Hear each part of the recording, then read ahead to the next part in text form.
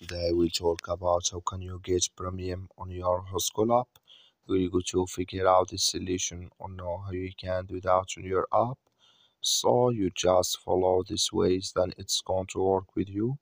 So all you have to do, you just go here, you go above this sign, click on it here. So then it's going to show for you a list like this. Then all you have to do now, you just click here on upgrade feature here, just click on it.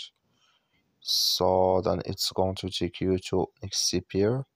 Just switch in here to open video, and here can you select if you want to add monthly here or yearly or half yearly here. So when you're down, just click here on search 7-day free trial, just click on it. So then it's going to show for you a list like this. Add here credit or debit card, then it's going to add with you on your Whoscall app. That's all you have to do. Thank you for watching. Don't forget to support us by liking and subscribe.